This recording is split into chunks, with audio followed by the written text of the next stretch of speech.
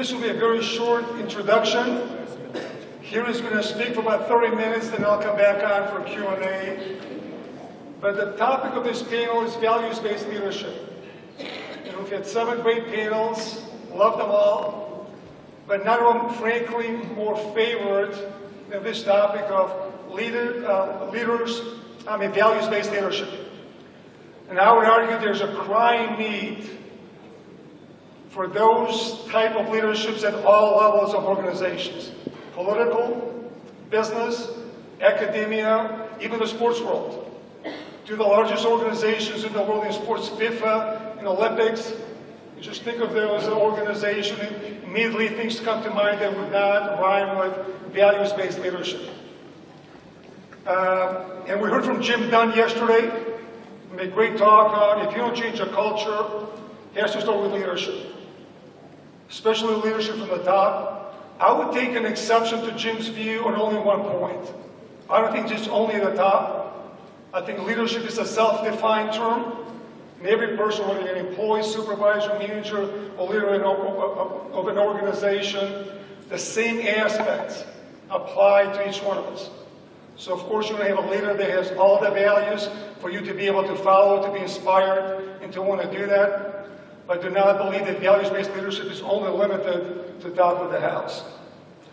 It's no better person to talk on this topic than my friend Harry Kramer. He just flew in this morning. Yesterday he gave a talk at 500 people in Jacksonville, Florida. I think it was finished at 11 o'clock yesterday morning. Flew from Jacksonville to Washington, D.C. Flew from Washington, D.C. to Vienna. And arrived here at 11:50 this morning, just 3 hours ago.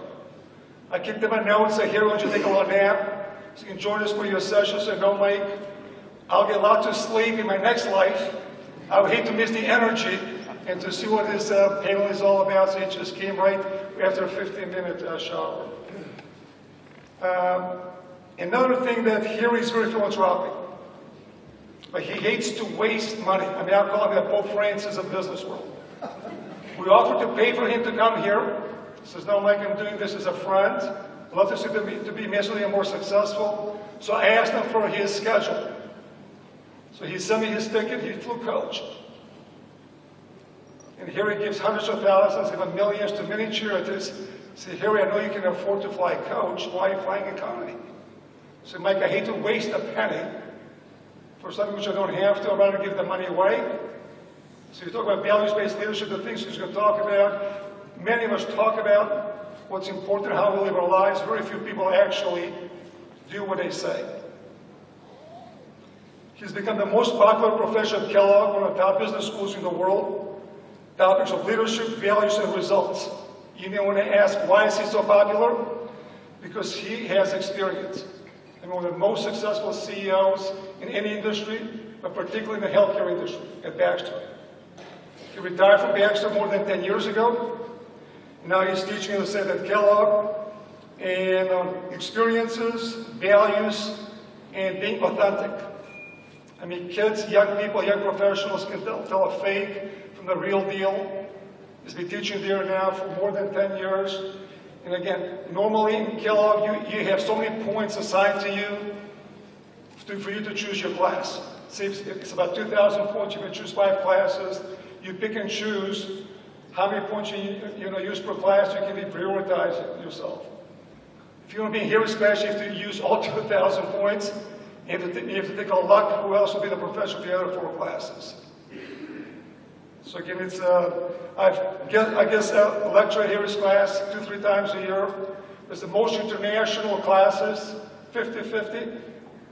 Started with 30 students per class, now it's 120, which is absolutely the maximum, probably 30% more than maximum. Guest lectures all over the world, not only Jacksonville, but Singapore, Hong Kong, all over Europe, and in Asia. So you're in for a real treat. Sometimes people say, do as I say, not necessarily as I do. But most of us know, and there's a good saying to say, I can't hear what you're saying, because what you do is so loud, it obstructs my senses. You will hear the true story. The first book was on values-based leadership. It's going to give you a quick background on the 4 basic principles. There's some key activities. And then the next book is Being the Best Team. It gives me a real pleasure to introduce a friend, a great leader, and on top of it, a great human being, Mr. Harry Kramer.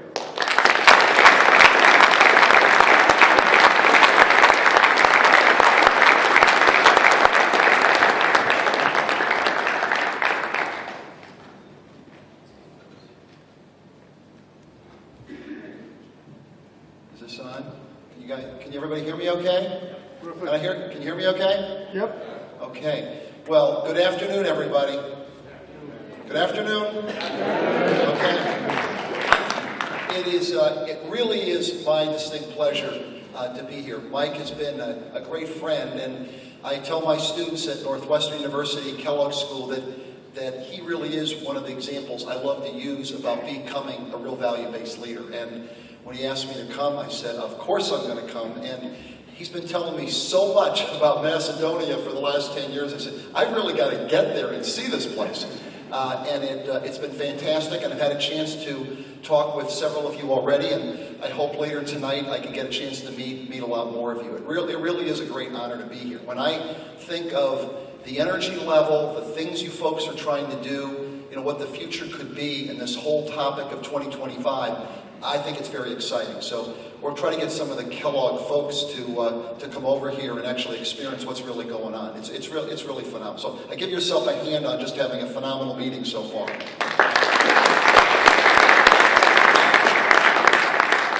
So I actually do what we actually call him Mr. Z. Okay, so I try to do what Mr. Z asked me to do. And the thought was to maybe summarize a little bit about this whole value-based leadership. And then Mike's going to come up and he's going to ask me all the tough questions, okay? In addition to anything that you folks have on your mind. I always tell executives and students that I have very, very few answers, but like everybody in this room, I have many, many opinions. So I never do Q&A, question and answer. I do a lot of Q&A, question and opinion. And to build on something that Mike said, and I think it's really true, this whole issue of value-based leadership, it's something we truly, truly need in the world. And no matter where you are in the world, and I pretty much like Mike, I get all over the place. Everybody talks about the fact we don't have enough leaders. We don't have enough leaders in all of the areas that Mike referenced. But very rarely do people get very specific. No kidding around. What do we really need to do for all of us, to become better leaders? And those of us that are fortunate enough to influence others, how do we develop the next generation of leaders so we really can get to Macedonia 2025? What does that really take? So I have a couple of principles that I talk about. And as I talk through these, feel free if you want to jump in, ask anything, feel free. And then Mike and I will also go through some pieces later. But there's a couple of major themes that I think of, and Mike and I talk about this a lot. One is that leadership, unlike a lot of other expertise, is not a destination. You don't sort of say, oh, I've arrived, I'm now a leader. I think it actually is a journey. I think every one of us can get better as a leader every day we're given. Every day we're given, we can be better than the day before. It's a journey, right? And the other interesting thing is that if you're a leader or you want to be a leader, I always keep thinking about leaders start leading ASAP, as soon as possible. And many of you may have thought about this, either the younger folks or those of you that are managing younger folks. Often when I start teaching one of my classes, a young person will come up to me and they'll say, well, I really want to be a leader. I really do, but I don't have anybody reporting to me. So I'm going to take very good notes, and when I get the phone call that I have 5 people reporting to me, I'm going to spring into action. But I don't have anybody reporting to me. And my opinion is the people that are the leaders start leading long before they have anybody working for them. And even when I say the words long before, I can go back to Baxter Travanol, Baxter Healthcare, 35 years ago. Like many companies, Baxter would hire 30, 40 young people every year. None of us had anybody reporting to them. But you could tell after 2 or 3 weeks the 2 or 3 people that would become leaders. You didn't know yet, because they were very young, would they be leading a function, a division, the whole organization, but you knew they'd be leading something. And you have to wonder, well, what was it about these people? And hopefully we got a lot in this room. What is it about these people? I concluded these are people who said, I'm going to start as soon as possible. Because they figured out something that leaders figure out, which is leadership has nothing to do with titles and organizational charts. It has everything to do with the ability to influence people. And I think the way you influence people is you have to be able to relate to people. You have to be able to relate to every individual, regardless of age, gender, race, geography in the world. Your ability to relate to people, influence people, and lead people. And I often tease folks that in a lot of organizations, and you can tell me how often this happens in your organizations, but as I visit more and more organizations around the world, I realize the issue that slows leadership down a lot is very, very similar in organizations. And interesting to me, the names of the people who create the problem in organizations, Mike and I tease about this, they actually end up having the same names. I may be a little surprised, but I'm going to give you a little example of what typically happens, okay, in most organizations, okay? But I need to get a name or two here. So what's your name, sir? Gibber? Jibko. This is going to be a little harder for me. Okay. Jibko. What's your name, sir? What's that? Okay. All right. Okay. All right. Okay. Where's everybody go? Jibko and Mike. That's what we're going to do here. Okay. You have to be flexible. Okay. So now Jibko and Mike, they just started. They're very, very young guys. And he says to Mike, you know what, Mike? We just started. We don't have anybody reporting to us, but we're going to lead something. We're going to question respectfully. We're going to ask. And Mike says, wait a minute. We can't do anything yet. We have to wait. We can't do anything yet. We have to wait. He says, well, what do we have to wait for? And he says, Mike says, we have to wait for a group of people, and they're called those guys. Now, you may have run into these people because they're everywhere, okay? And when I say guys, I'm referring to men and women. And the fellow says, now, Mike, who are those guys? I mean, I want to be watching for them. I want to be very careful. And Mike says, I don't want to frustrate you. I don't want to disappoint you. But that turns out to be the biggest problem we have right now. We don't know who they are, okay? But we have to wait for them, okay? Now, the leader turns out to be, I'm really nervous who I'm going to ask this, but what's your name, sir? What is it? Igor. Oh, okay, thank God. Okay, okay. So I was getting a little worried. So Igor, who's just started, has nobody reporting to him. But Igor says to himself, he raised a good point, but Mike raised a concern. We have to wait for those guys. But Igor, being the leader he is, raises and says to himself, since nobody knows who they are, why don't I tell them I am one of those guys? Beautiful, beautiful. So I have two questions for all of you. And these two questions you can actually really not only ask yourself, but ask your teams when you get back. Here's the first question. Whatever level you are, wherever you are, whatever you're doing, has the light turned on that you are one of those guys? That you are one of the men or women that's going to make things happen? Or are you still looking around for those guys? Because there's an amazing number of people that are waiting for those guys. Okay? And the other way I've been thinking about this lately is, ask yourself this question. Whatever you're doing, whatever your organization is, are you watching the movie or are you in the movie? It's really that simple. Right? Because if you're watching the movie, Mike and I sit down and I say, Mike, why is the organization doing this? This doesn't make a lot of sense. Mike says, you know what? You're right. It doesn't make any sense. In fact, Harry, here's 10 reasons why it doesn't make any sense. It's interesting. Not only is Mike and I watching the movie, we're writing a movie review. But if we're in the movie, this is the key thing, if we're in the movie, we're going to do something about it. I'm a big movie fan, right? I'm a big movie fan. So it's like you go to the movies, you get that big box of popcorn, you know you're not supposed to be eating, okay? And all of a sudden, the bad guys are getting in the getaway car, and very slowly, you put the box of popcorn in the seat next to you, you jump on the screen, right? You're not watching anything. You're in the movie. You're in the movie.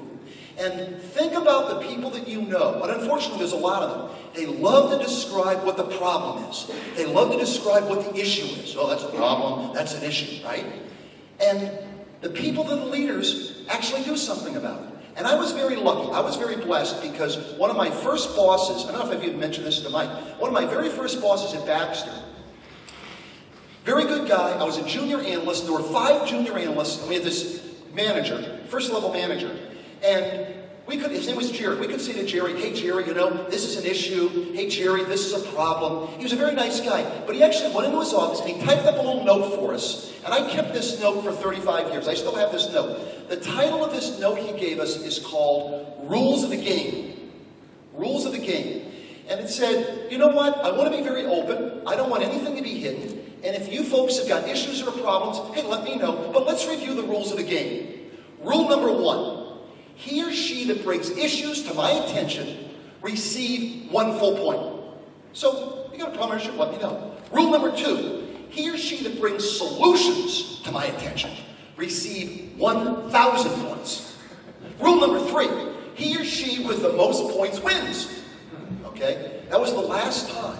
If Mike was my boss, that was the last time I would ever come to Mike with an issue without a solution. Right? Now, I'm a young guy. I would say, hey, Mike, this is an issue. Now, here's 2 potential solutions, but I've only got 2 years of experience. You've got 10 years of experience. You may decide to do something more about it, but here's a couple solutions. I am one of those guys. I'm not watching the movie. I'm in the movie. And I think this is a really good one to think about because a lot of people talk about wanting to be leaders, but do they really want to be leaders? Okay? Or would they rather just talk about all the issues and all the problems? Okay? Now, if this is something people want to do, I think it is worthwhile to think about, are there a couple of principles that kind of help you on this journey?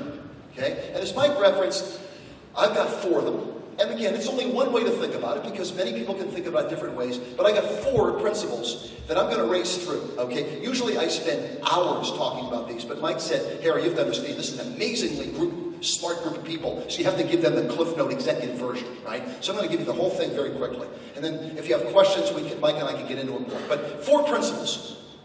The first one is self-reflection. I'll explain in a minute. The second one is balance. The third one is what I call true self-confidence. And the 4th one is genuine humility. And my perspective is, if you can get a little better at each one of these principles, self-reflection, balance, true self-confidence, genuine humility, I think you can lead anything. I really do. And you should challenge that. So here we go. The first one is self-reflection. And the idea here is, even though most of you I do not know, I would guess most people in this room have somewhere between 3 and 4 times the number of things you like to do than you're ever going to get done. I don't mean to disappoint you on a Friday afternoon, but if you think about your family, your job, your career, your health, maybe your spirituality, a little sleep, a little exercise, maybe we've got people in the room who realize we really are here for a blink of an eye, and you feel you have a moral obligation to make the world a better place. We could go on and on. There's a lot to do. Now, when you realize there's a lot to do, and you may not be able to get it all done, the typical reaction of people as conscientious as the folks here, well, we'll just go faster and faster. This is where the multitasking comes in, right? Because if we can go fast enough, maybe we can get through everything. And the question that I ask folks to think about is, have we confused activity and productivity?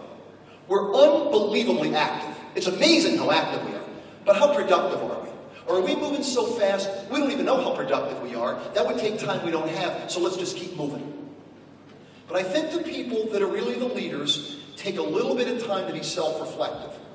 Now, when I say self-reflective, I mean turning off the noise, turning off the gadgets. Yes, that includes all this mobile stuff, which I know is going to be a real problem, okay?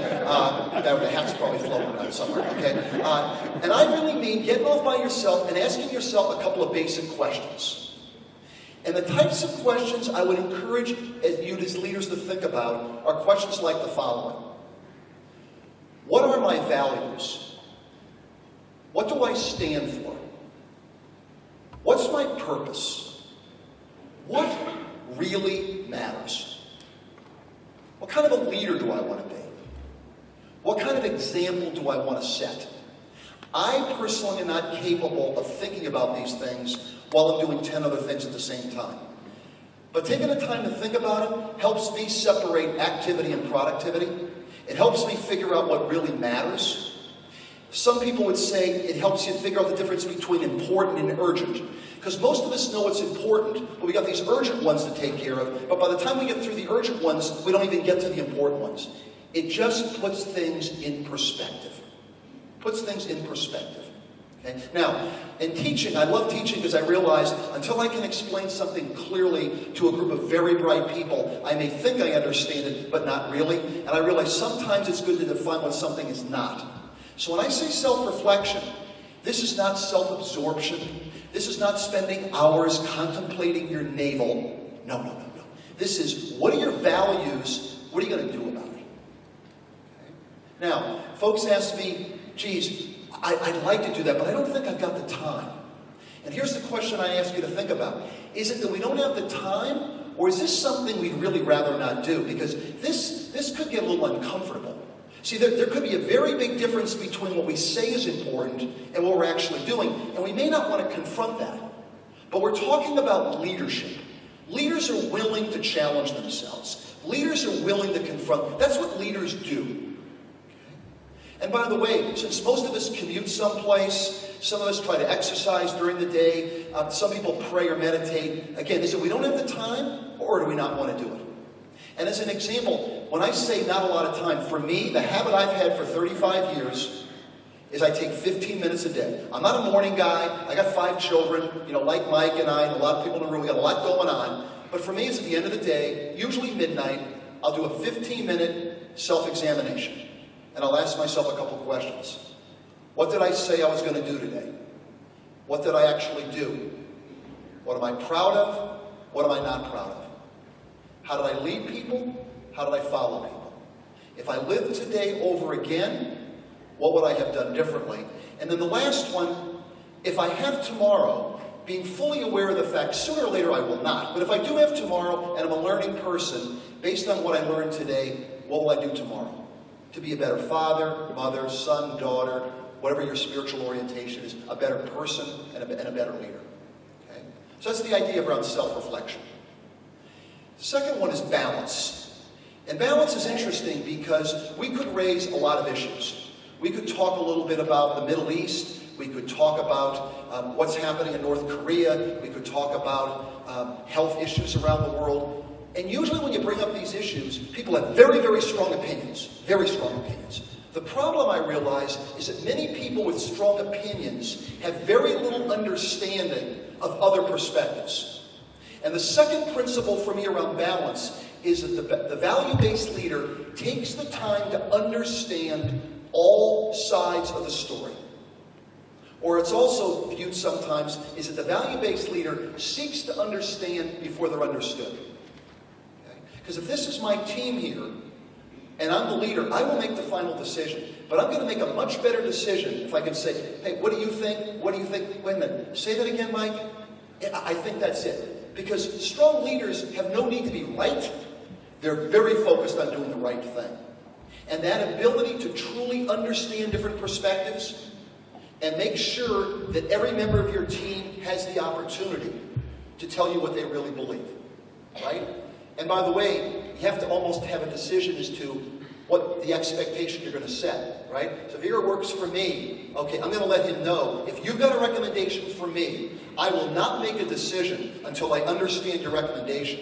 And one of two things will happen. I'll either accept your recommendation, and if I don't accept it, you'll know why I'm not accepting it and why I'm doing something else. I'll never put you in the position where you recommend me to go north, I go south, and Mike says to you, hey, weren't you recommending Harry to go north? Why is Harry going south? And your reaction is, I don't know. You don't expect me to find out, do you? And it's real interesting because most of us don't have to be right. We don't have to have our way, but we do have to be respected. So this whole idea of a balanced approach is huge. So we have self-reflection, we have balance. The third one I refer to as true self-confidence. And this is another one I'd ask you just to think about, maybe on your way home. Do you have true self-confidence? Now, the typical reaction to this one is, well, what's the true thing? I mean, you either have self-confidence or you don't. I don't know whether this has happened to you or not, but I've worked for many people over the last 35 years who can act very self-confident, who have no self-confidence at all. This is the macho, do what I told you to do, I've never made a mistake crowd. I'm not talking about these people. When I talk about true self-confidence, I'm talking about something very different. For me, it's pretty simple. For me, I think about it as there's no question that I'm well aware that there will always be people smarter than I am, brighter than I am, more athletic, more articulate, but I'm okay. I know what I know what I don't know. I'm a learning person. I'll get better each and every day. I'm a work in process. Good to define what true self-confidence is not. This is not egotistical, it's not obnoxious, it's not arrogant, nor is it complacent. It's not I'm great. No, I'm pretty good, but I'm going to get better each and every day. I literally am a work in process. And if you want to test yourself as a leader, if you want to test yourself to figure out do you have true self-confidence, here's 2 questions you can ask yourself. The first question is, have you reached a point yet in your career, in your life, where you're comfortable saying, I don't know? Mike, I don't know, but you're my boss. How fast do you need an answer? I'll get the answer for you very quickly, but I don't know, and I have no need to wing it or guess, but I'll get back to you real fast. Second question, have you reached a point yet in your life where you're comfortable saying, I was wrong? Forget what I said. What Igor said makes a lot more sense. Let's do that. I have no need to be right. And what I find very interesting is if you take the time to actually reflect on it, why is it that a lot of us don't want to admit we don't know or don't want to admit we were wrong? And it's interesting. I think it's because we're real sensitive as to, well, what's our boss going to think? Boy, if I say I don't know or I say I was wrong, boy, what are they going to think of me? Well, think about a simple thing about leadership. Most people don't relate well to people who know everything. Most people don't relate well to people that are never wrong, right? And if Mike's my boss, and I say to Mike, I don't know, but I'll find out fast, and hey, I was wrong, maybe that helps Mike relate to me. Maybe I can influence him, and maybe I can lead him. So this whole idea of not wanting to admit things actually doesn't make you a better leader. It actually makes you a worse leader. Right? So this whole idea of self-reflection. And it's interesting because when I talk to leaders sometimes, I was talking to one very senior person last week, and he said, you know, this self-reflection, it's pretty powerful. I should spend some time on that. Balance? Yeah, but this true self-confidence, I have a real problem. Harry, I got 1,000 people working for me. I do not want them to know what I'm not good at. I hold my cards very close to the vest. I don't want to divulge what I'm not good at. What do you think about that? And of course, as a professor, I'm the one who's got to explain to this guy, they already know what you're not good at. Okay? I mean, has anybody in this room ever had a boss you could write a book on what they weren't good at? Okay? I could write some long books, but I hope my boss wasn't good at everything. Because if he or she is good at everything, they may not need me. I have 5 children, I need a job. Okay? You know what you know what you don't know. And then the final one is genuine humility. And I happen to believe, as a value-based leader, this one's huge. This one is huge. And here's the way I would get you to think about this one. We got a lot of very well-accomplished people in the room, but I'll ask you just to think about this question. How did you get to where you are so far in your career? We have a lot of very, very successful people. How did you get to where you are? And I've actually done this now a couple hundred times. Young people, senior executives, a lot of different countries around the world. But it's always interesting. No matter when I ask the question, I always get the same top 2 responses. And the top 2 responses are, how did I get to where I am? Well, I work very hard and I have some skill sets. And the combination of working hard and skill sets, that's how I got to where I am. Now, if you think about it quickly, you say, yeah, we all worked hard, we have certain skill sets. But now that we're self-reflective, now that we're a little self-reflective, maybe there's a couple other things going on. I'll give you 4 that happened to me. I have no idea whether they happened to you or not, but I got 4. Yes, you work hard, got skill sets, but for me, let's start with luck. Let's pause a moment on luck. I was a very lucky guy. Second, timing. Being in the right place at the right time, for me, was huge. Some people combine luck and timing. Timing was so big for me, I give it its own special category. Why? I don't know if this happened to you, but there were several times when I got promoted. The person who was in that job before me, when they were in the job, they accomplished nothing. You replace these people, you look like you walk on water, okay? I mean, I said, hey, I'm just breathing. Big improvement over the last guy, okay? Big improvement, okay. Luck, timing. Number 3, the team. If I did not have the teams, and I know Mike feels the same way, if we weren't blessed with the mentors, I mean, Jack Welch was amazing to him, Mr. Graham was important to me at Baxter. If you didn't have the mentors, the colleagues, the staffs, there's no way we would have been promoted in these jobs. You never forget the teams. And then the fourth one, a little bit more personal, but for some of us, there's a spiritual element to all of this. My cases, they're all talents I've been given, I'm supposed to use to the best of my ability. It's not about me. If any of those four work for you, luck, timing, the team, whatever, what I've noticed is leaders start to realize they won't forget where they came from, because many of us start off with very little or nothing. You keep things in perspective. Some describe it as you don't read your own press clippings. And the fourth and very, very important one, the higher up you go in an organization, there better be a few people who knew you before you got in those jobs. Right? Because there will be people along the way that we know that will end up saying, Harry, you're remarkable. Harry, you're amazing. If Harry's not careful, Harry could actually start to believe it. Okay? And if that happens, as wide as this doorway is, I may not be able to get my head through that door. Okay? I know some people I went to school with, regular people, suddenly their heads get so huge, they can't get through doors. And by the way, most people do not relate well to egomaniacs. Most people don't like to work for people when it's all about them.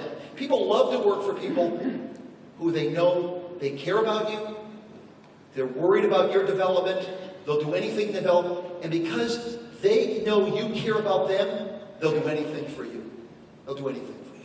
Okay? So this whole idea of, it's a journey. If I can become a little more self-reflective, a little bit more balanced, develop true self-confidence, have a little bit of genuine humility, never forget where I came from, I think of that as I start to be able to lead myself, right? And that's what in the first book I basically referred to as the four principles. So then all I did now is to say, all right, well, what really is that if you built those four principles? I actually think of that as I'm starting to become my best self. And if I can become my best self and lead myself, then I can start developing a best team. I can be a best partner to customers and suppliers. I can be a best investment and generate a return for my shareholders, my owners. And you could say, wait a minute, if I'm my best self, best team, best partner, best investment, boy, I'm well on my way. Maybe I'm done. No, I don't think we're done. Because if you're a value-based leader, you really have to figure out what kind of a difference you're going to make in the world.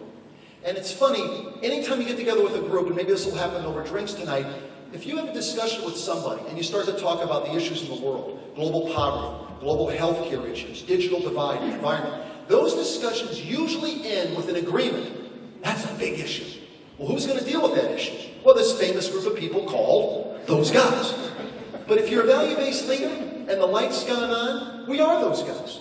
And that's what I refer to as the fifth best, which is we have a moral obligation to be a best citizen. A best citizen. So those are really the five principles that we talk about. The last comment I'll make, and then Mike is going to come up, is something Mike and I talk a lot about, which is a primary responsibility we all have if we're going to develop these best teams, is how good are you, how good are your teams at giving feedback? And this one's interesting because usually when I mention feedback, the response I get is, oh yeah, we do that. We have this form in human resources and we sit down once a year and we fill it out. You know, Mike's nervous and I don't want to make him feel bad. We fill out this sheet. No, that's not what I'm talking about. When I talk about feedback, that's shorthand for me for open, honest, continuous, transparent feedback.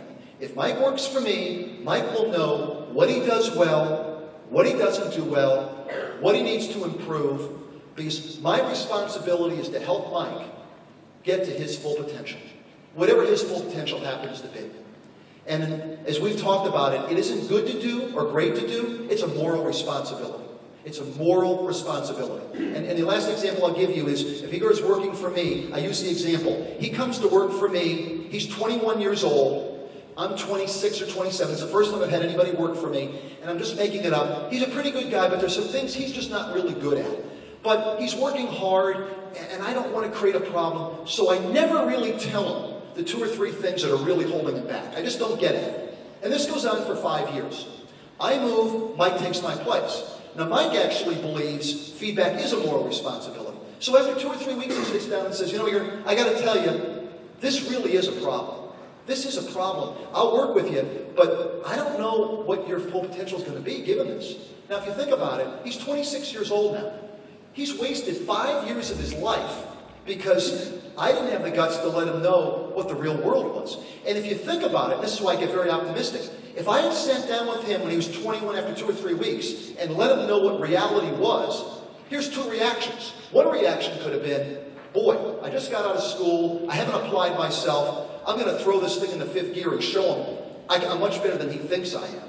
Or he may have said, you know, I don't think Harry has any reason to give me this feedback other than the fact he cares about me.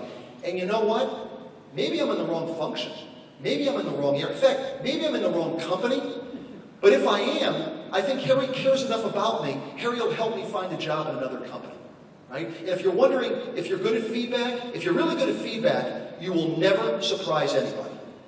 And they'll know the only reason you're giving feedback is it's a gift and you care about it on the journey of being valued as a leader.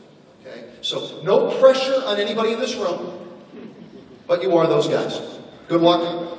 Here we go.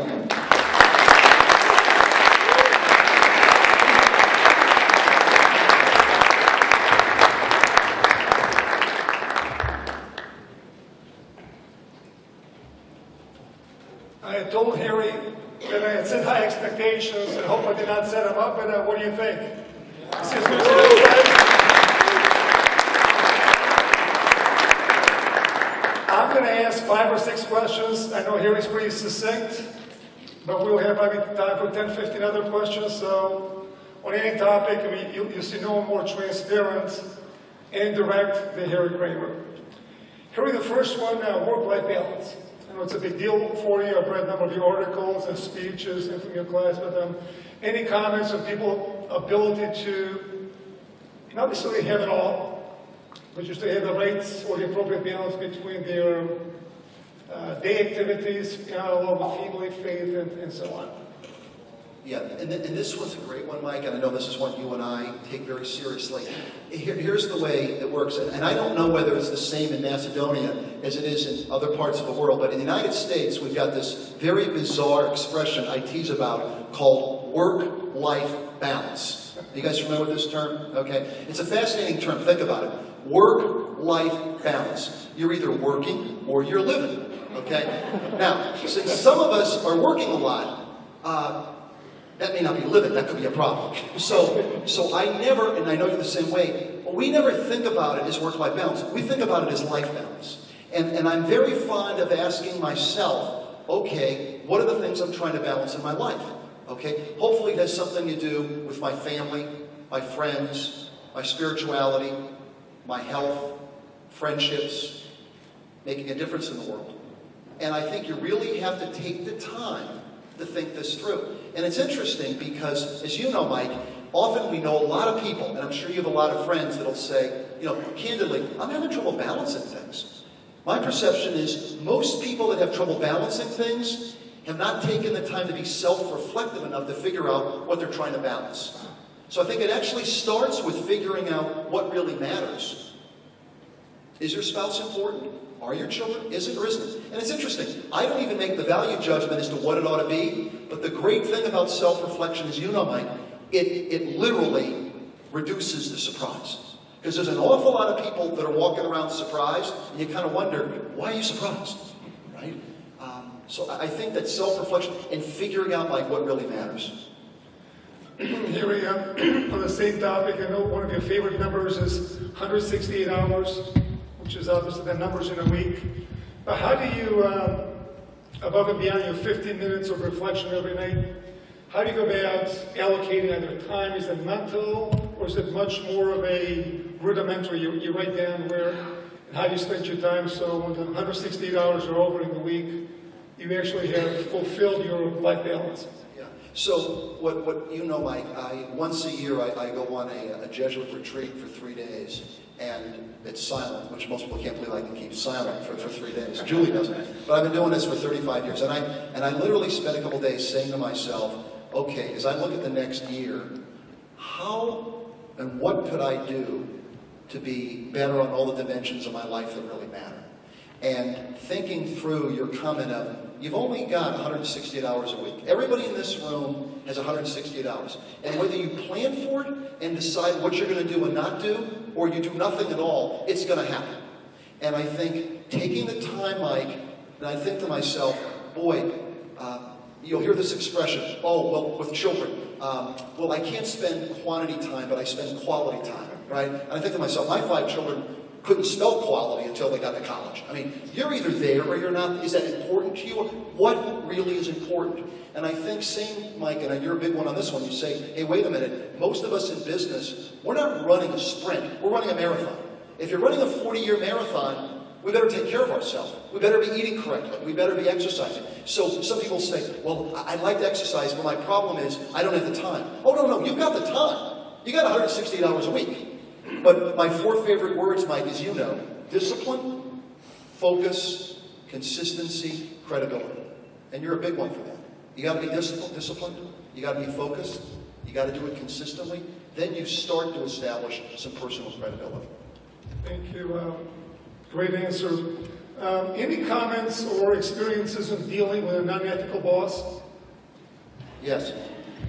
Would you like to comment? Yeah.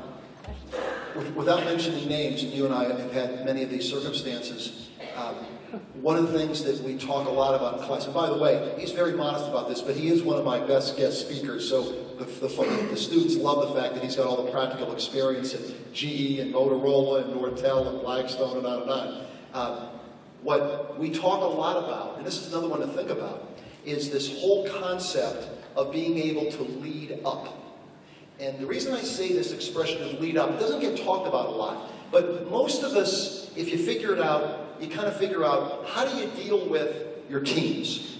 Then you kind of figure out, well, how do you deal with your peers?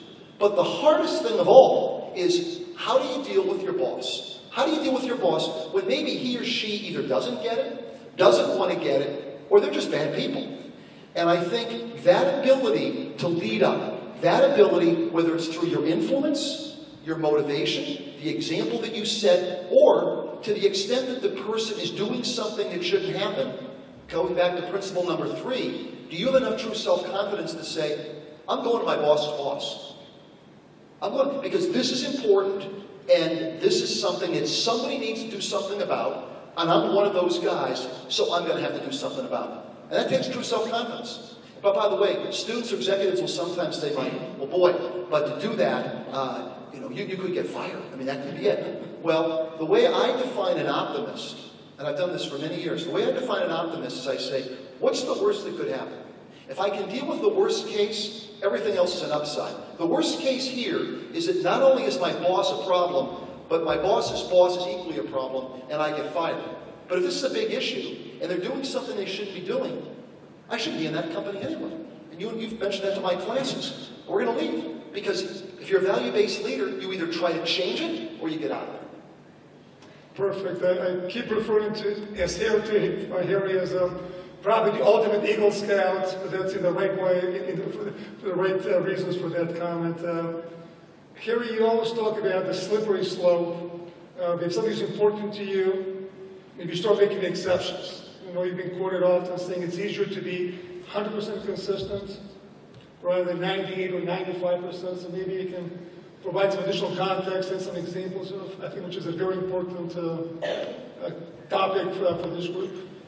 Yeah, I mean, as I think Macedonia really moves and tries to become much more successful in the future, if you study world history, which I think is important, we all know that one of the things that holds back countries more than anything else is corruption and having unethical leaders throughout organizations. And I've got this very simple thing that I know Mike is a great believer in, is many people, when they're making decisions, you have decisions to make, and usually there's this view of, okay, I'm going to make my decisions based on what's legal or illegal.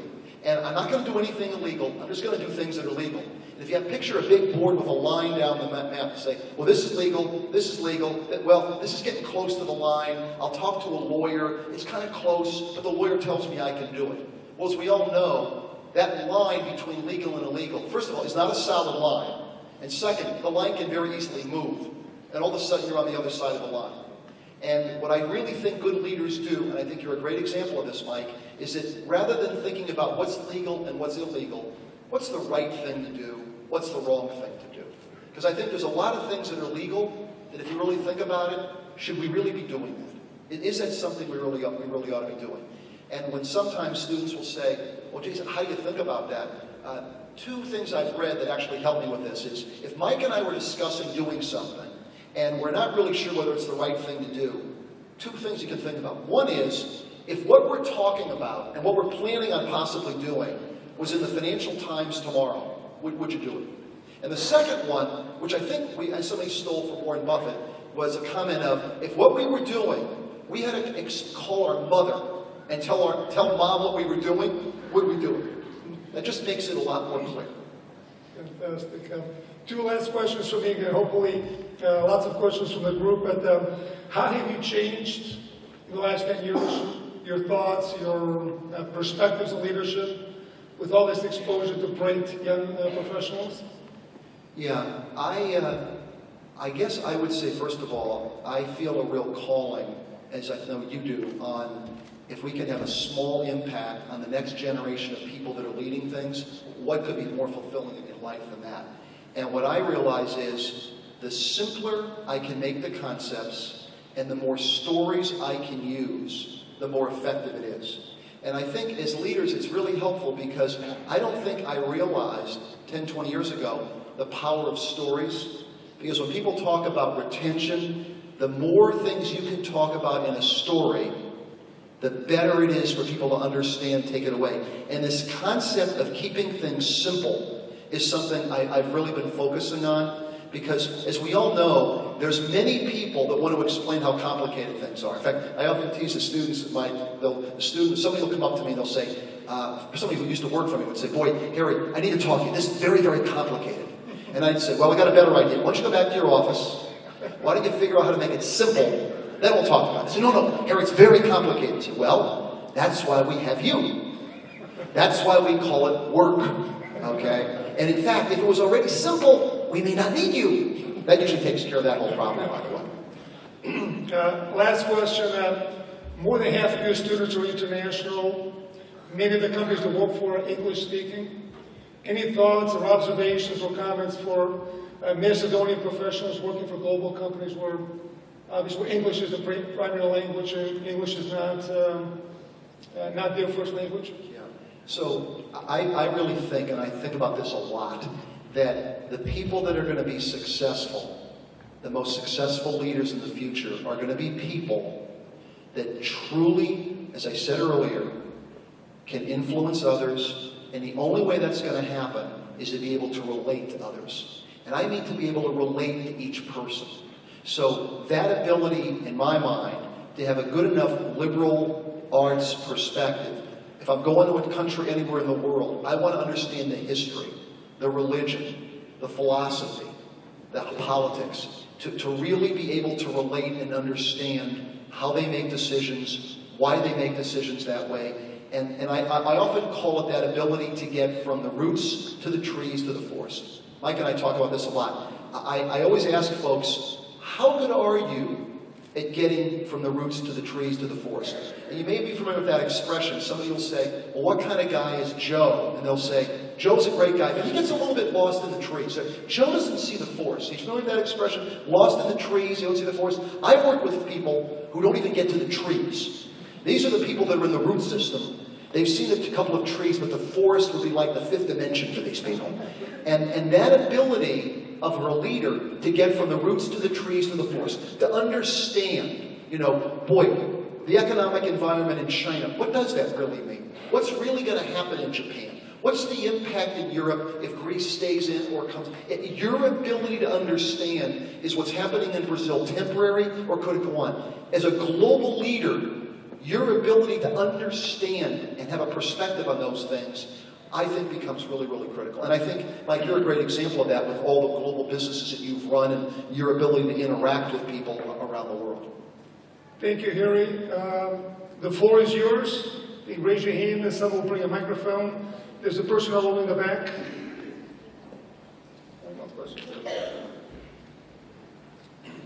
Yeah, and if somebody shouts out a question, we can repeat it too. And by the way we'll do this, Mike, is since a big part of leadership is delegation, if they ask a simple question, I'll take it. If it's more cerebral, thought-provoking, complex, we'll delegate it to you. So you better get ready. This is good. I'm very relaxed about this. I've come to your classes many times, so yeah, I know the drill. Go ahead. All right, I'll go first, Mike. I just want everyone in the room to know that we've got a budding television personality here. It was just a few weeks ago, Harry in that same chair, George W. Bush, was being interviewed by Mike Z on the Mike Z show. So we're gonna start carrying around a TV crew. I want Harry. We've got a lot of Type A's in the room here, and everyone would see themselves as that leader. That's a big reason why they're all here. I want to go back to the example where Mita was talking to Igor about those guys, and he asked, I can't remember how you phrased the question, but it was something like, are we waiting for those guys?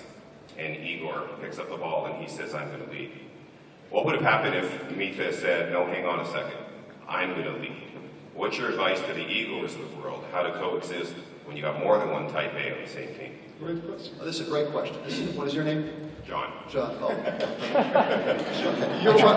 Easy. It's funny, John. I usually, by this time, I know like 20, 30 names. Okay, this is a little more complex for me. Okay. So John, this is a great one because this one has a couple components to it. Okay, and then Mike, you should also jump in on this one.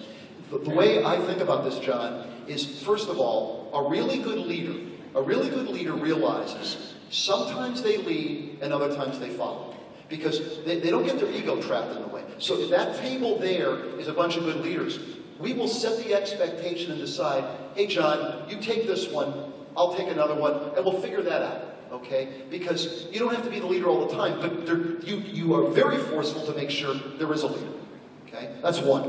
The other piece is, if the other person is leading, but you truly believe that maybe they're going the wrong direction, I think of it, John, in fact, let's role play this thing. You know, you're my boss, and you want to go north, and I just have this feeling it really shouldn't be north. So the first step for me, John, always is, maybe I'm wrong. I'm not going to let my ego get in the way. Okay, you have more experience than my boss.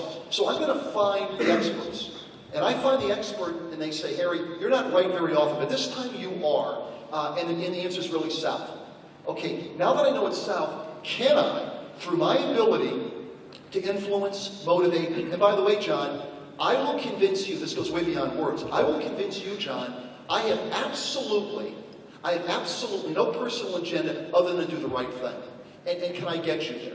If in fact I think you're doing something wrong, and if not, as I said earlier, and it's a big deal, it's not the color of the carpet we're arguing about, it's a big deal, then I will go to your boss.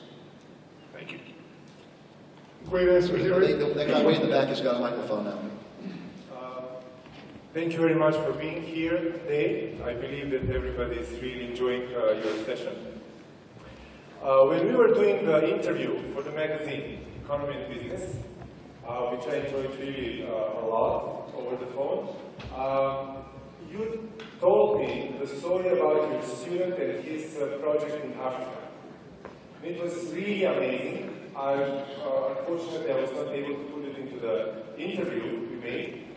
But I believe that it's really worthwhile for you to share it with everybody new. Actually, it's a great question, and I meant to mention my intro.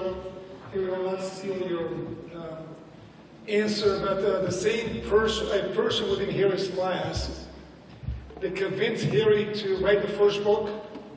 It took him, I think, 2 or 3 years.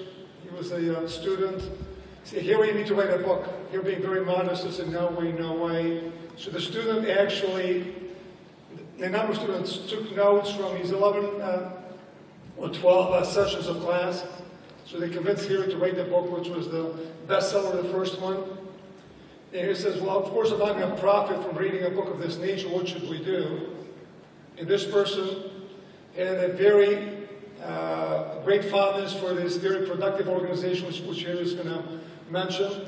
So all the profits from both the first and the second book are going to a wonderful organization. So you see how the cycle of life and good things actually multiply. Again, the reason that Harry wrote the first and the second book was because students in his class are so motivated but his messages, in the view that those messages need to be spread to much more than only 100 or 200 students per year. And the second thing is Harry's high belief, high principles is that all the money should go to a great cause. Harry, with that as a hopefully helpful context for you to answer the rest of the question. Yeah, great. So, and Mike, I appreciate that, Mike. So, to me, this is a great lesson in leadership for all of us, because when I mentioned that comment about how we really are those guys, this was a student who took a church trip to Kenya, and he said, you know what? I'm not going to wait till I'm 40 or 50. I am one of those guys. And what he found when he went to Kenya was that, we all read about the fact that there's, 1 billion and a half people living on $1 or $2 a day.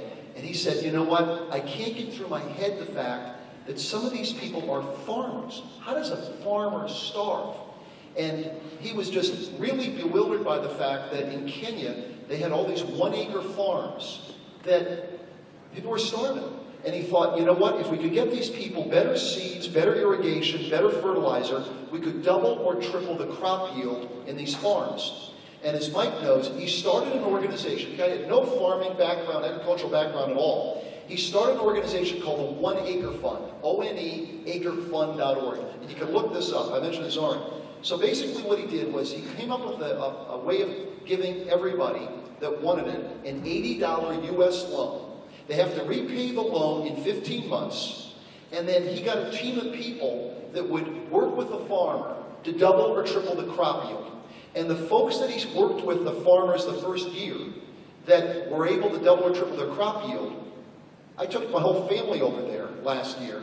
We spent 2 weeks. Those people that were starving that first year, they now have an iPad. And they're each responsible for 150 loans of getting the repayment back $1 a week or $1 a day, whatever, to get back to $80. So now, here's the fast forward. He's been there for 9 years. He moved from Kenya to Rwanda. They've started up in Uganda and Tanzania. Here's the deal. He's hired now a total of 1,800 people. They have doubled or tripled the annual crop yield on 265,000 farms that, as of last week, have impacted the lives of 1.4 million children. And this fellow, when I was over there, said, I'm not coming back. His goal now is to reach 7 million children in the next 5 years. And I told him when the first book came out, I said, hey, from Values to Action, Andrew, you're the best example. So I said, when I'm not teaching and I'm not running around on boards, I said originally once a month I would do these leadership talks. And the one I did in Florida yesterday, I think was my 585th talk in the last 4 years. I do 3 of these a week and all the proceeds go to this One Acre Fund. This guy, I think, is going to end up winning a Nobel Prize. I think I mentioned to Mike, the week before I was there, Melinda Gates of the Gates Foundation was there, and the Gates Foundation is going to give him $12 million. This is the guy who basically said, I'm one of those guys. I'm not watching the movie, I'm in the movie.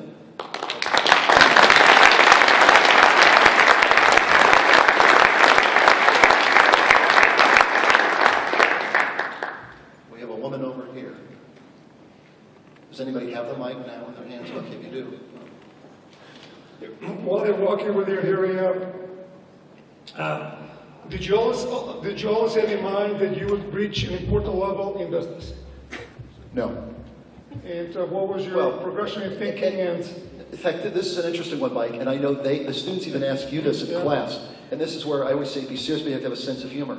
We bring in a different CEO every week, because I tell the students, I just have one opinion. The more different perspectives you guys get, the better, so we'll try to get you exposed to many. Almost every week, one of the students will always say, hey, Mike, at what point did you decide you were going to become the CEO? And almost every week, the person's response, I know Mike's response is, hey, I never really thought I'd be the CEO. I really didn't. And the student's reaction usually is, okay, here we go. Here's another humility thing. They roll their eyes, And I have to explain to the students, again, it's one of these, if you think about it, it makes sense. If you think about it, if some person gets up one day and they're like a mid-level executive and they say, you know what, I'm now going to become the CEO. Beginning that day, it becomes all about them. It's no longer about the team. And when it's all about them, everybody figures out it's all about them. And most people don't work for people where it's all about them. And so that ability, and I think Mike's a good example, You know, Mike always cares about people. Mike's always trying to develop people. You get all the people to then want to work for you, and you end up in the role. Not because you ever thought you'd be in it. If somebody told me 30 years ago I'd be the CEO, I'd say, you got a serious drug problem, okay? But in hindsight, if it's all about the team, you can have tremendous people working for you, and as you know, things could happen. Thanks. Okay, is it working? Yeah, Anna Dimitrova from Alkaloid. I have one question. In this era we're living, there are a lot of initiations of helping people worldwide, but still I have a question. Do you think there is a deficit of value-based leadership in the world these days? According to all the initiation worldwide of helping people have a better life. Is there a lot of initiation and things that we can do more and more? Because is it just a makeup or real actions? I'm not quite sure. I'm going to. Is there a deficit of value-based leadership in the world these days? Is there A deficit. Deficit. Oh my goodness, yes. Oh, I think there's an unbelievable. In fact, students will say to me, whether you look in business, government, or whatever, how many leaders do you think actually exhibit value-based leadership? And I say, well, I don't know the answer, but my opinion is a very, very small amount, maybe 10%. And I said, that's why I teach this. Because I actually think the world would be a lot better off if we had a lot more leaders. And I think in many, many areas and many countries, and I include the United States, we have an absence of real effective leaders. And I say that because, in my opinion, a real effective leader is so unbelievably focused on listening. They park their ego at the door, and they really focus on trying to do the right thing.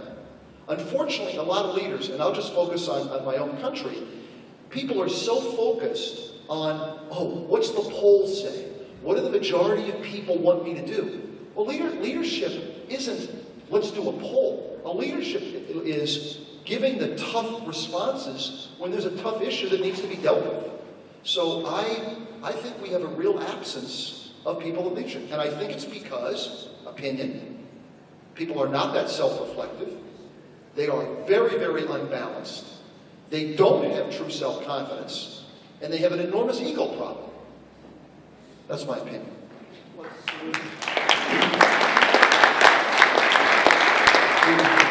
There's a follow-up question. What is the solution? What is the solution? Well, my humorous solution would be, first you have to read the book, okay? And then the second, you have to try to take the classes. Both books, yeah. No, but I mean, I honestly think, I really believe the first thing that has to happen is what I mentioned earlier. I truly believe people need to get off by themselves and be self-reflective and think of what matters in their life. That's my sense of it. There's a question there first, yeah? Well, related to what we spoke previously, you mentioned that when you started off and there were 30 people, a whole group that were employed, and you immediately knew who were the 2 or 3 people that would be the leaders, and yet you teach leadership. So my question is, do you believe that leaders are born or they're made? And is it something that can be taught at the university level, or you need to start earlier? Yeah. So I'm smiling because this is the best question. This is the best question. Because this question always comes up, and I'll give you a couple of opinions, and then maybe I'll tell you a little story, because the stories are helpful, okay? So the view always is leadership something born, can be learned, nature, nurture, that whole topic. And one of the students, actually one of the executives said, let's use an example, a sports analogy.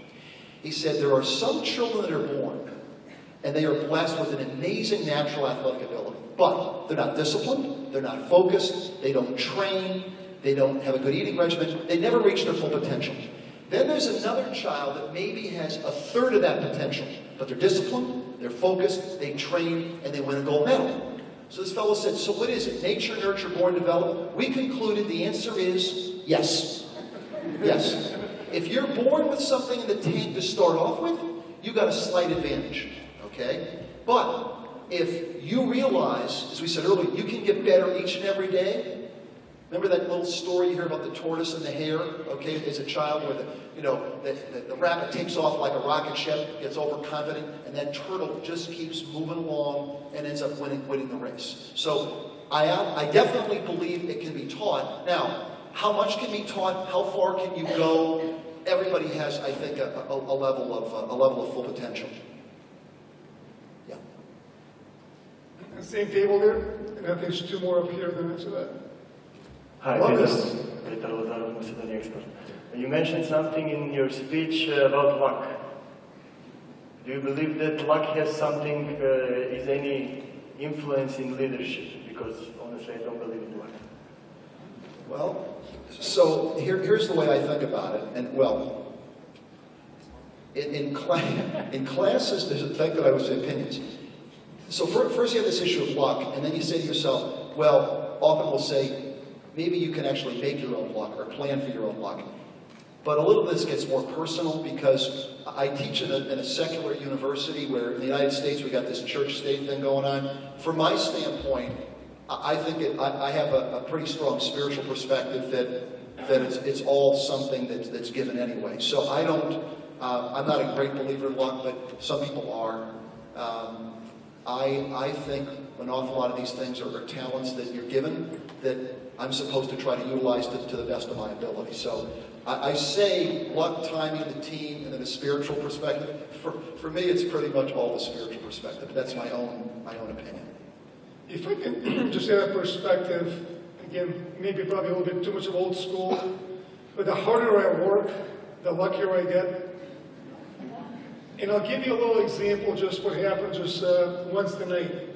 I mean, very inspirational, first of all, high school students presenting a business planning competition, fantastic young kids speaking in a language that's obviously a second language, very inspirational. Then we had 10 TED-like talks afterwards. One of those was from a young entrepreneur, Nina, who was driving Groupon. 2-3 other stories on real successes in IT. In the network afterwards, 2 young gentlemen, very bright young students, are coming and asking me, Mike, I'm an engineering student, ICT, and stuff to get jobs here. What would you recommend for somebody like me? I said, first of all, I'm here only 2 or 3 days a week. I mean, 2 or 3 days a year, or 2 or 3 times, and not more than a week. If I was in your place and you just listened to all the presentations, I would not be speaking with me. I'm not an ICT professional. Did you hear Nina talk about her company? Now, I'd be going immediately trying to sit next to her. Says, Nina, I'm so impressed with you. I'm making up Skopje Engineering University. I have 3.9 or 9.5 weighted average. My last 2 intern jobs are X and Y. Can I get a job in your company? Or if not, what do I need to do to work for you? So Chris Pavlovsky is there. He has 100+ people in cosmic development. So you have this training. What's holding you back to go and ask me for it? So whether that's the view of the harder I work, the luckier I get, or to truly be thoughtful of, if I want to move ahead, where and how do I find the opportunities? If you're Singapore, Silicon Valley today, for example, there may be more natural opportunities. If they seem to be a little more difficult, it requires an extra level of energy and aggressiveness, and for you to work with me, make your own luck. So just a little example, again, I did not, and I hope that the students are here. I told them exactly the same, wasn't in a derogatory fashion.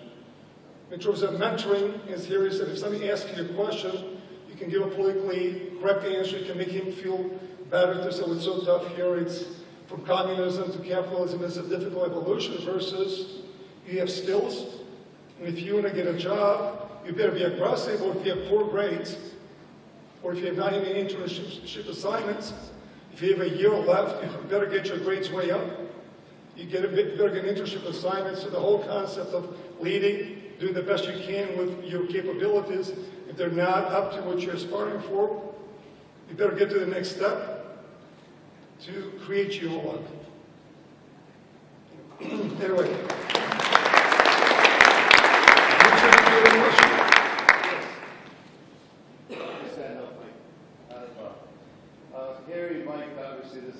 down your alley. From the standpoint of, in Macedonia, there's a lot of executives here, business owners.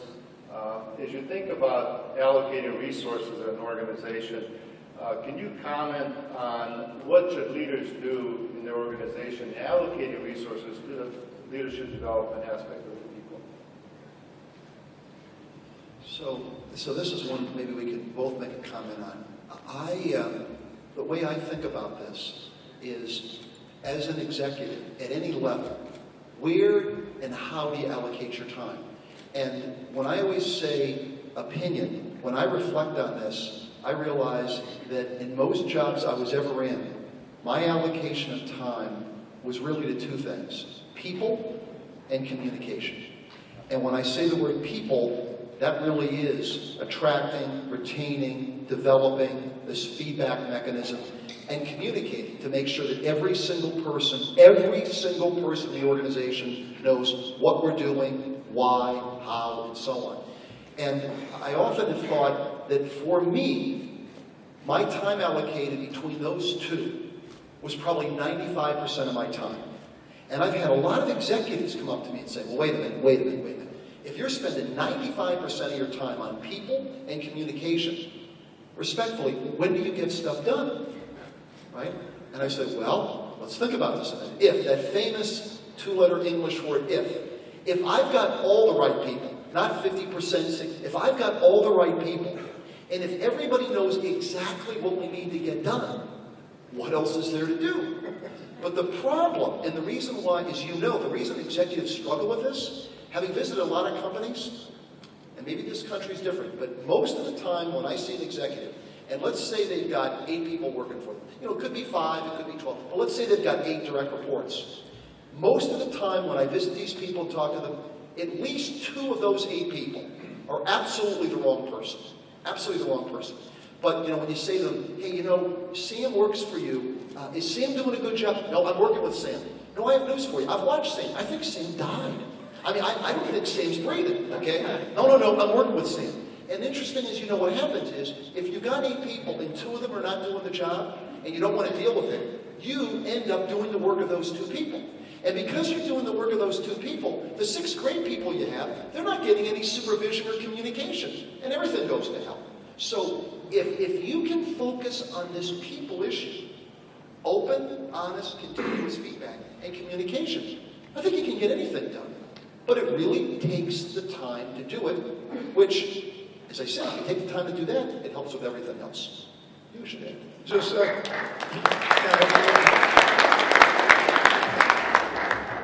comment on great organizations that produce great leaders.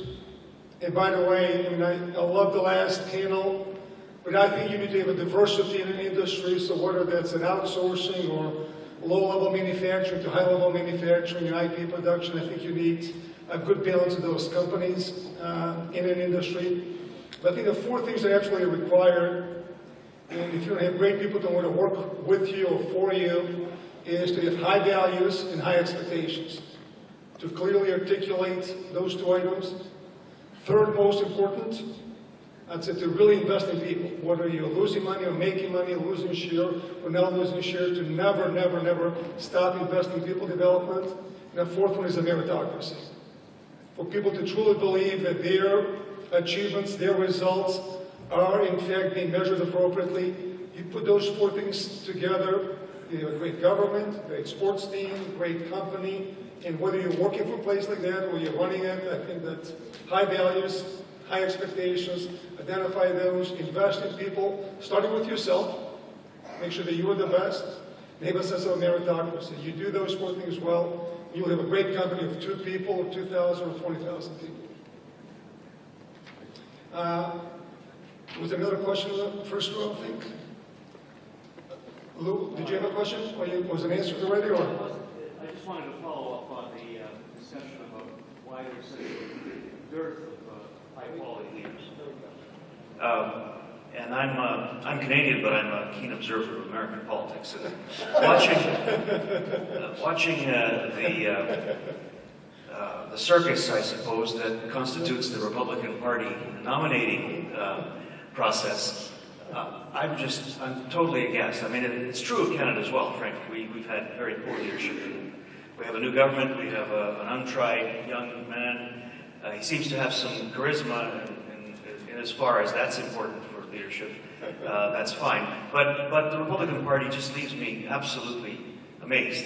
So to what do you attribute the fact that people to the right of the political spectrum are lacking leaders? Because there's certainly a lot of Republicans who are very capable leaders of industry.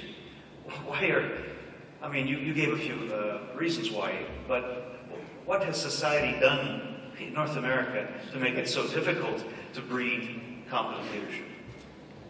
Okay, so This is all you. you know, it's funny. I get asked this question a lot. So with this group, I'll be very open. I'll give you my, again, thank God I always say opinions, not answers, right? So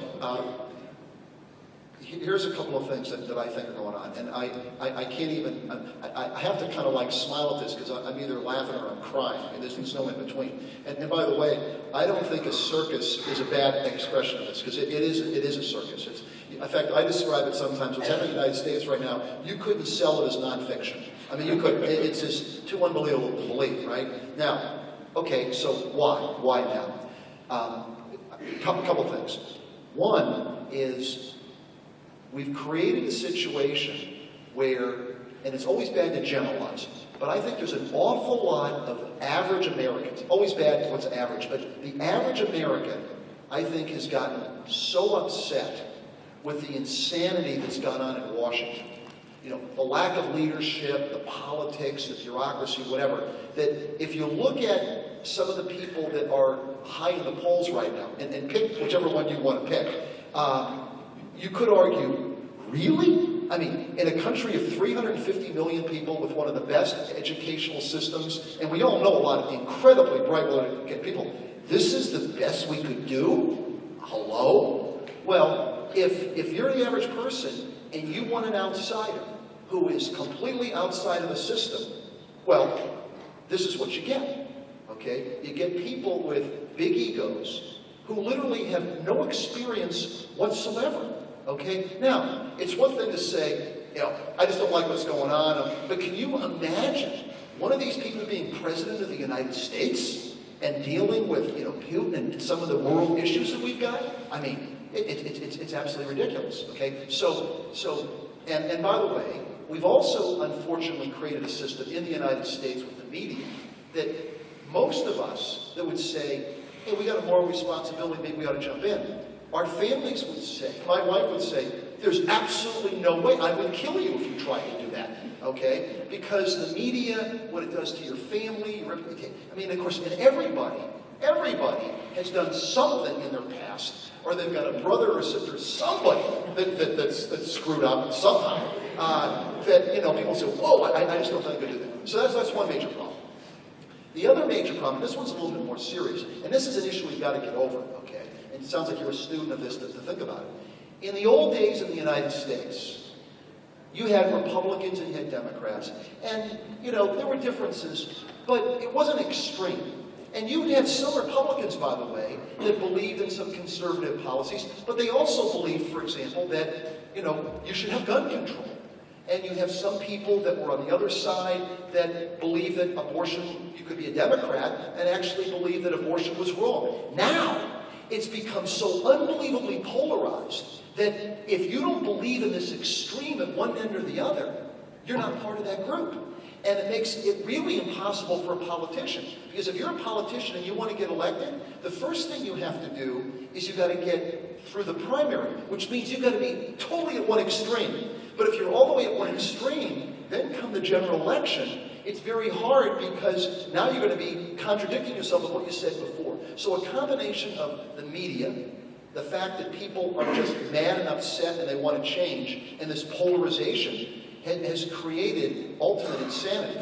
And what I worry about is usually in the past, you could always have a couple of lunatics floating around, but you could tell pretty quickly they'd fade. My problem now is when some of these lunatics fade, I don't know who's going to still be standing. I mean, I can't even imagine the fact, this is only like 12 months away. I mean, and this is like an amusement park. I don't know what's going to happen. I really don't know. What do you think's going to happen?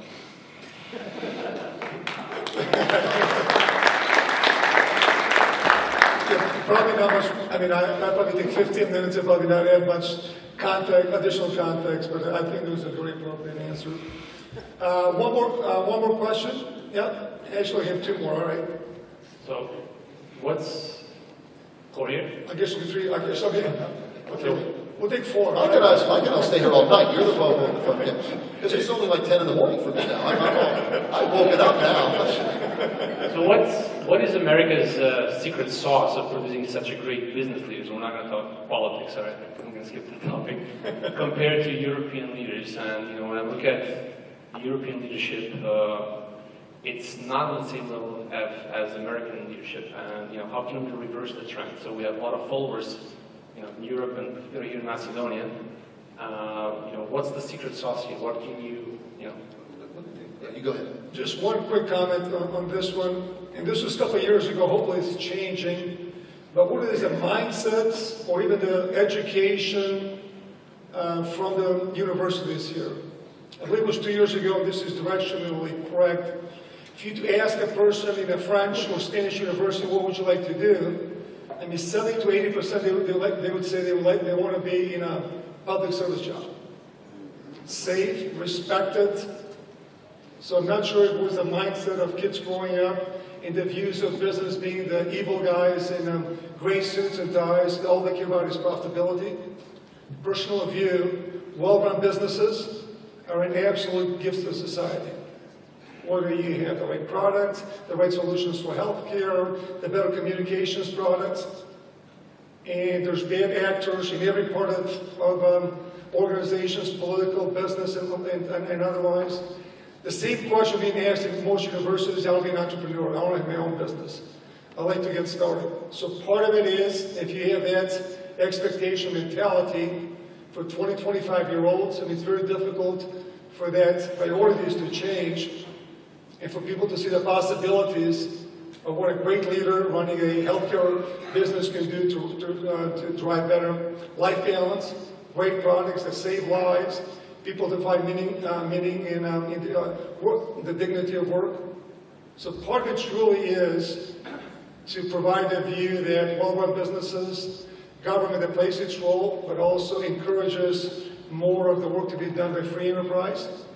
To be teaching personal responsibility, but also to build in the expectations is a good way to go. And I think that's what we heard yesterday from the former Prime Minister of Georgia, that one of the activities truly is to have the high expectations from government, but at the same time to increase the expectations and the opportunities viewed from students, young professionals, and business leaders, but to actually start becoming role models as opposed to fulfilling this negative connotation what a business leader actually does. So, actually, here I'm not sure if you and I have discussed this, but actually it's a very strong view of at least what part of the elite European institutions provide as a background perspectives to graduating students. Yeah, I think Mike summed it up well. I would add, and it does fall out of the last discussion, because in the United States, as a generalization, the best and the brightest have no interest in politics, which is pretty clear. So what ends up happening is they're all going into business. And a combination of work ethic, entrepreneurial desire, a willingness to try to make a difference, and you've got the capital markets as such that you've got institutions, venture capital, private equity, or whatever. So you get this great combination of very bright people, entrepreneurial spirit, capital markets that are willing to lend the money. Let's try it. If we fail, we'll start something else. And you got a business starting in the United States every like 3.5 minutes. And it's very, it is the best and brightest people. So you've got a tremendous combination. But that capital markets and the institutions that can, this venture capital, private equity thing is an enormous engine that helps make it happen. Yeah, question regarding the last few days we've been talking a lot about new technology coming into businesses. It's kind of a disruptive innovations. What would be your advice in regards to leadership, taking this into account? I mean, today if you have a company, the youngest employee who just started yesterday is probably the smartest guy in the whole company. How could a CEO has been there for 10 years? How do you handle a situation like this? Also, when we're seeing we saw yesterday, the one-man show company builds up and becomes really big. How is this influencing the way we lead or should lead and the way we should think about leadership? So I'll mention a couple of things. I know you got some on this one too. So this one, I have a couple of reactions. One reaction is that the person who's the leader, in my mind, has to be an unbelievably good listener. See, because usually when you talk about communication, people talk about their communication skills. 90% of communication is listen. So if I've got a great team and I got somebody 10 or 15 years younger and they really understand, some of the new technology, that person I'm going to give an unbelievable amount of time to. And I will let them lead. This is this whole issue of, I may be the overall leader, but they're going to lead on the things because I know what I know and I know what I don't know. The bigger issue, I think, for leaders we have to cope with, and this is another one of these things I write about that it's a good one for people to reflect on, and I'll even ask the question you can think about it tonight, is where is everybody in the room on their ability to deal with change? So picture this continuum. I start over here. You got people who hate change, they dislike change, they react to change, they accept it, they're proactive about it, they love it, and then the people out here, and there's very few that get out here, they create the change. And if you think about the change that's going on in the world, you think about the comments of that great speaker who was talking about mobile and so on, this change is going to accelerate at an accelerating rate. You look at the curves he was showing, right? So you hear that trite phrase, the only constant is change, okay? So your ability to embrace it, deal with it, and you have to ask yourself, are you willing to get the younger people to help you figure that out and deal with it? And when I say, think of the number of people that get into conference rooms and they're talking about, boy, how are we going to react to that? How are we going to do that? The crazy story I tell the students is, I have a very difficult time picturing the late Steve Jobs or Bill Gates going into a conference room saying, hey, how are we going to react to this? I can picture them in a conference room talking about what they were going to create that nobody would ever catch them with. And that ability to be proactive and create change as opposed to react to it is what I think real strong leaders do. And I don't think we can do it without really embracing, as you're saying, the younger people, because they know 10 times more about it than I ever will. Great. Zoran?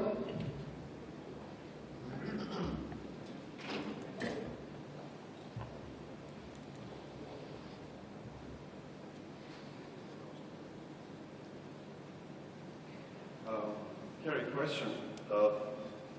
Is value-based leadership a leadership style? Is it specific to a particular environment, circumstance?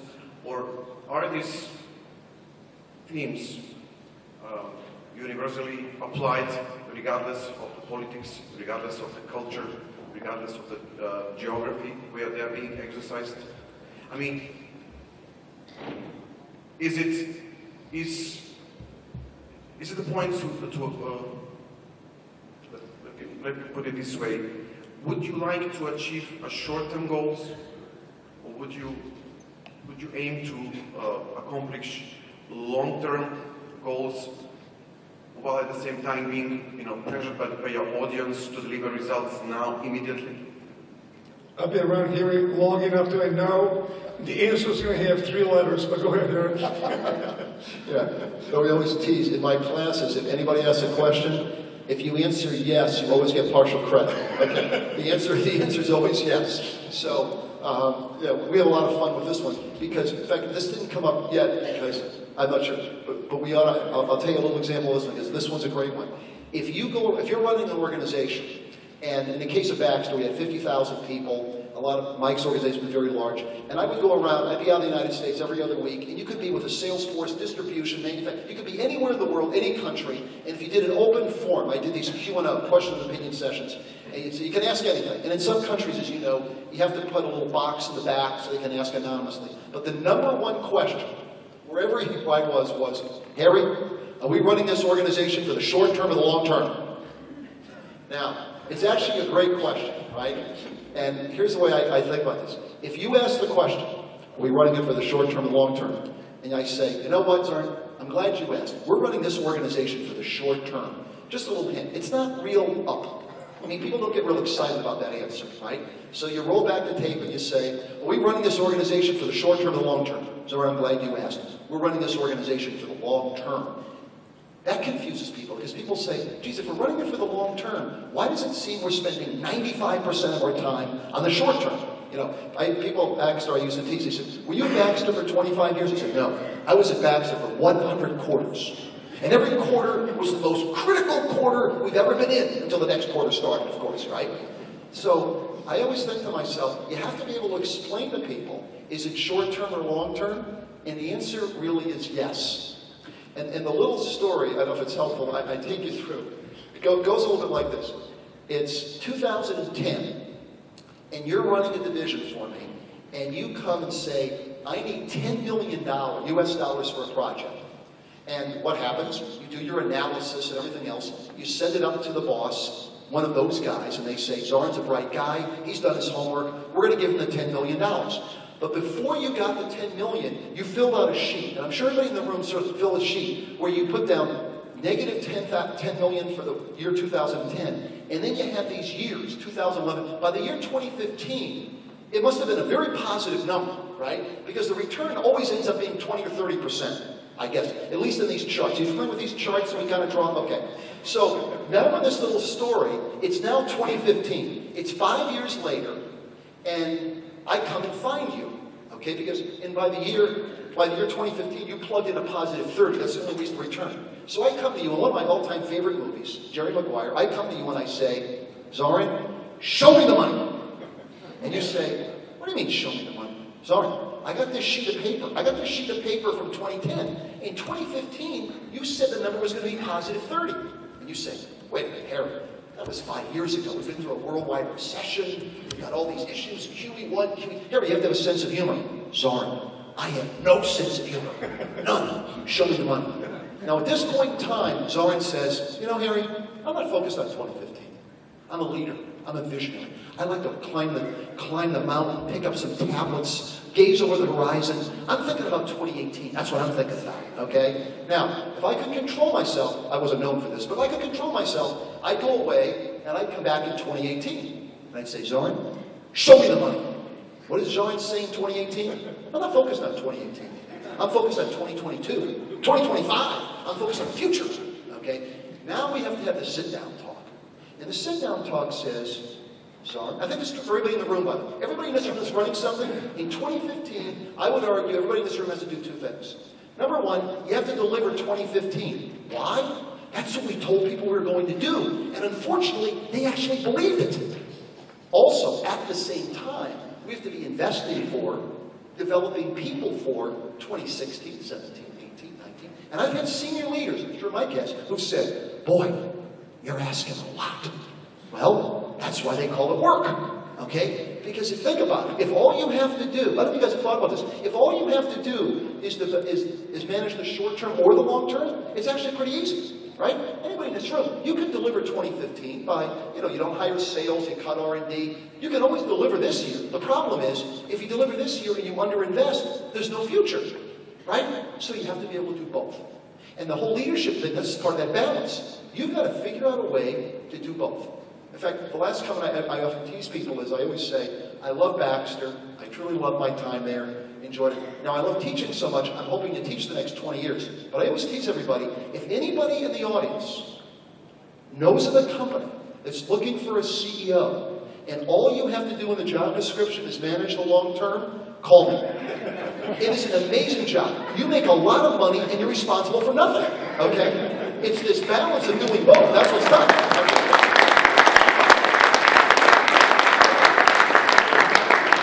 This is absolutely fantastic. I'll stop it here right now. I want to make sure that there's a follow-up discussion. I'm trying to save some time. As opposed to only closing the panel, because Bianna and all the board directors will say a couple of things. I'll do my part. Closing this panel and make my comments at the same time. I'll try to keep it to 4 or 5 minutes, and Bianna, let me know if I go over that time. But first I want to say thank you for being here. We've had 3 great days. This is the 3rd time we've done it. I think each one has been different, but the feedback I've had so far has been absolutely fantastic. Thank you for being here, and also thank you to all the people who have been for their big parts in making this summit a success. The second thing is that Emil Matovsky said that MK 2025 is a unique platform. I'm somewhat biased, but I fully agree with that. And I'll try to tie these closing comments to what Harry had said, is that all of us are, quote unquote, one of those guys. And guys is a very much of a gender neutral term here for both men and women here. And we're in a good place right now as an organization, but there's a much higher expectations. The combination of the momentum, the resources. I mean, we have 250 proud alums of our education programs, which we actually have done with virtually no money. What Zoran and Beyana have done with maybe $10,000, $20,000 in the last 3 years, we just raised $1 million. And really the goal is to take the 1,000 of the best and brightest in Macedonia in the next 10 years to add to their talents to be able to get to the next level. But also, as we're discussing the elevated strategy for the organization, it's included discussions and idea generations for a transparent, inclusive, and democratic Macedonia, and the dashboard, where we have in between 2005 and 15 great progress. But as you see, also lots of other countries have improved, and very strong ideals for 2025. Again, I will tie in to raise the bar to all of us, is that the 8 panels which we had, I mean, all of it a great message. Some very pragmatic, others much more revolutionary. But I think the question for each one of us is that, are we going to take 1 or 2 messages and bring them to our place of work, place of study, place of leadership? There's a direct ways you can help the mission of Macedonia 2025. One is to get directly involved.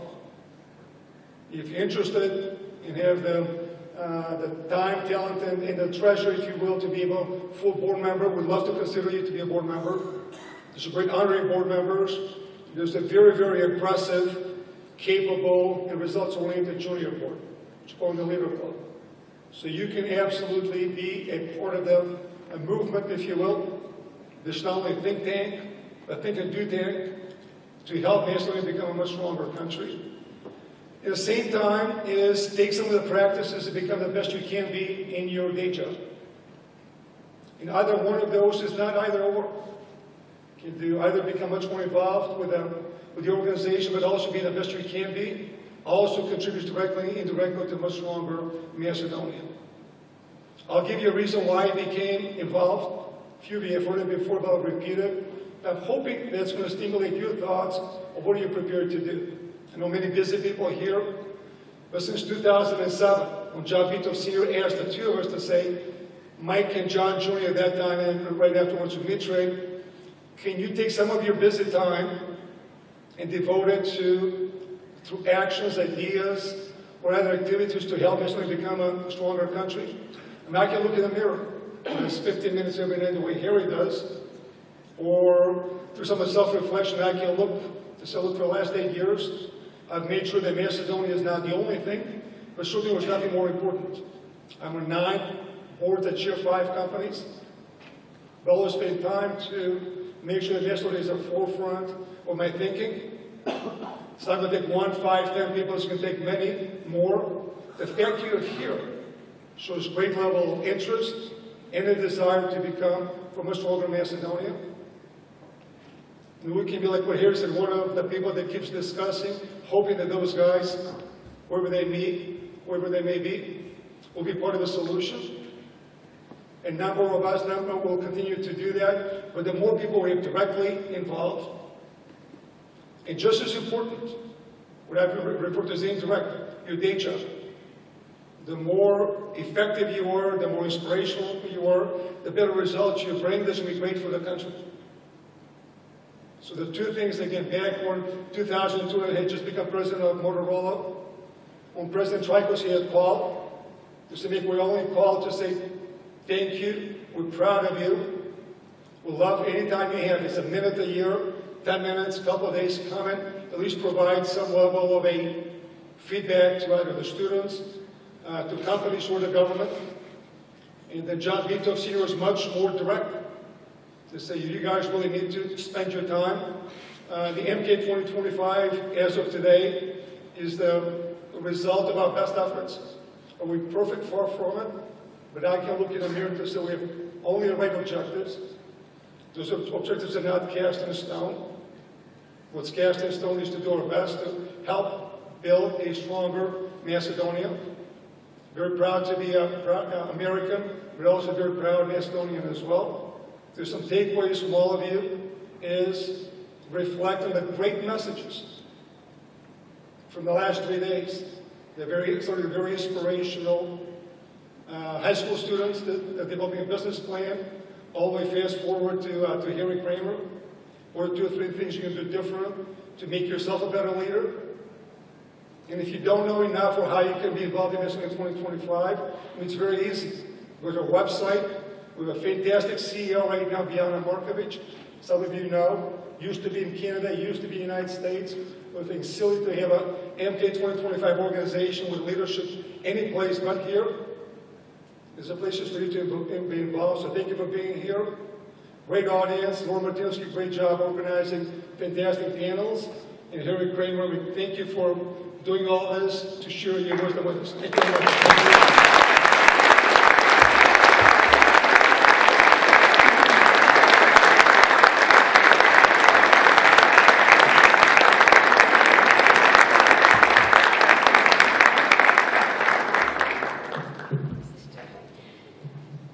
Thanks everyone for staying until the very end with us. We're truly overwhelmed with your positive feedback. We're delighted that we have managed to transform the summit into the largest regional learning platform. And yes, this is real. You can come in Skopje and hear the latest trends in technology, innovation, and leadership that take place globally at this moment. So we're truly overwhelmed with emotions and your feedback, and we're so grateful for your input in this summit to become